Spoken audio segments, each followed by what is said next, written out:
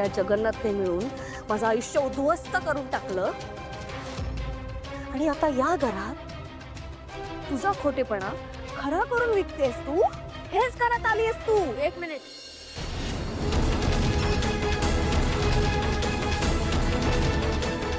लग्नात मला माहित नव्हतं जगन्नाथजींच्या मनात काय सुरू आहे ते.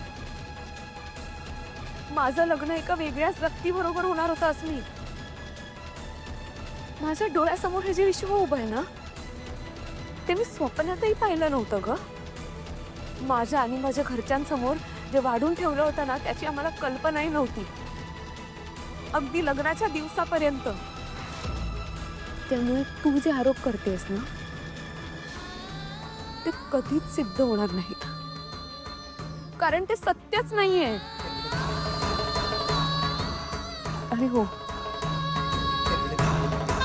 खरं की खोटं हे मला समजावून सांगण्याची गरज नाही, कारण माझ्या विठ्ठलाला माहिती आहे मी खरी येते आणि तो नेहमी माझ्या पाठीशी उभा असतो. शेवटी त्याचीच सावली आहे मी.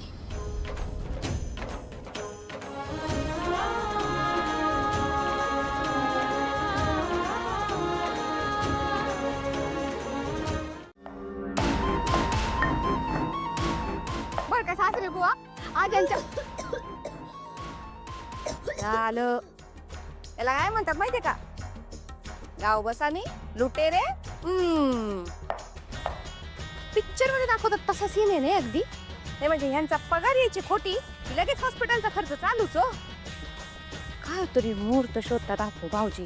उद्या पाडवा आहे ना, यांच्या हृदयाचं भोक लगेच दुखायला लागला असेल. हा आला सर पड आजारी, आला सर पड आजारी, आला सर पड आजारी. जयंती, जरा थोबाड गप ठेवते का तुझं? सकाळ धरणं धुळीत काम करत होतो पोरगं माझं. जड कामं नाही सांगितले त्याला तरी बी करत होतो. सकाळी बोलली होती ना तुला, तू जर थोडासा हातभार लावू लागली असती तर झालं असतं का बरं असं? एवढं गोल गोल गोल गोल बोलण्यापेक्षा सरळ बोला की बाई जयंती तुझ्यामुळे झालं सगळं. हा बोला बोला बोला. अहो बोला, अहो मला काही बी फरक पडत नाही. बोला. बास सुनबाई बास. तुम्ही आज जावा. तू मस्ती बोललेलं काय बी सहन होत नाही. तुम्ही आज जावा, कडी लावून बसा, पण माझ्या आपुला असं टोचून बोलू नका. आज भलतच कॅरेक्टर घेतलंय बाई.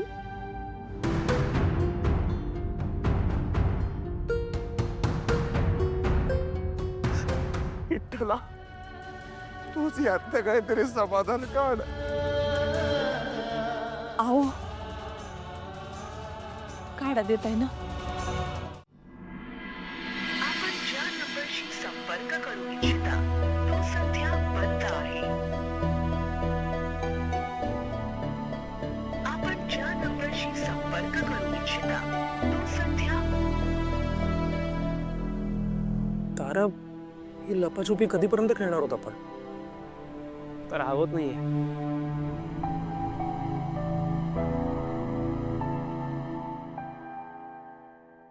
काय मिस्टर मजनू, शांत शांत, काय झालं?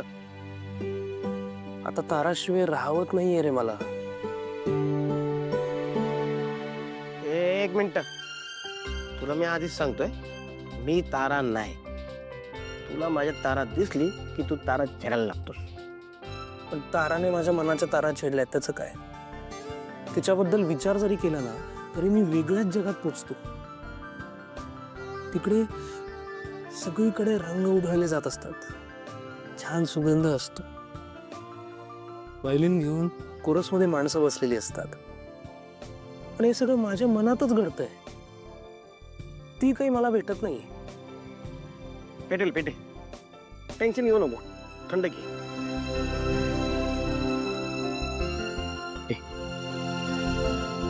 टेन्शन घ्यावं लागेल बबलू, नाहीतर गोष्टी पुढे सरकणारच नाहीत. मला तर वाटतं ना की मी सरळ भैरवी आंटींकडे जावं आणि त्यांना सांगावं की मुझे तारा से मोहब्बत है, मोहब्बत है, मोहब्बत है. ती सरबत घे, मग मोहब्बतवर फोकस करू. हा, तू ना माझ्या रोमॅन्टिसिझमची पूर्ण बँड वाजवतोयस बबलू. बँड वाजवत नाही, तुला जमिनीवर आणून ठेवतोय. अरे मान्य आहे तुझ्या प्रेमाचा लोचा झालाय. एक काम करूया, आपण ना घरी सांगून टाकूया. त्याचा काही प्रॉब्लेम नाही. डॅड विरोध करणार नाहीत. मॉमला हवी आहे सुंदर सू, अति सुंदर सू, नितांत सुंदर सू, जशी तारा आहे. फक्त भैरवी आंटीने विरोध नको करायला. अरे भैरवी आंटी विरोध कशाला करेल? अरे तिला पण मेंढड्या फॅमिली हवी आहे. दोस्ती को रिश्तेदारी में बदल देते हैं. Yes!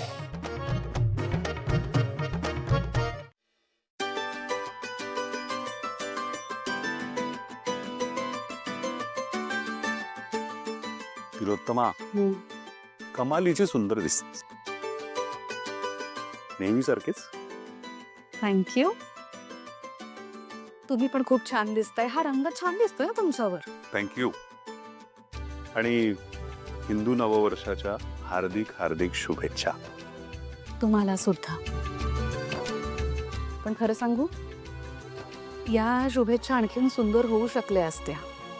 आणखीन सुंदर म्हणजे मी नाही समजलो. तुम्हाला तर माहितीच आहे, जी सुंदर, अतिसुंदर, नितांत सुंदर आहे. या घरातली प्रत्येक गोष्ट अगदी छोटीशी सुद्धा माझ्या आवडीची आहे. फक्त एकच गोष्ट मी निवडली नाहीये आणि ती जबरदस्ती माझ्यावर लादली गेली. तिलोत्तमा, तू सावलीबद्दल बोलतेस, पण ती गोष्ट नाही, ती एक व्यक्ती आहे, एक जिवंत माणूस.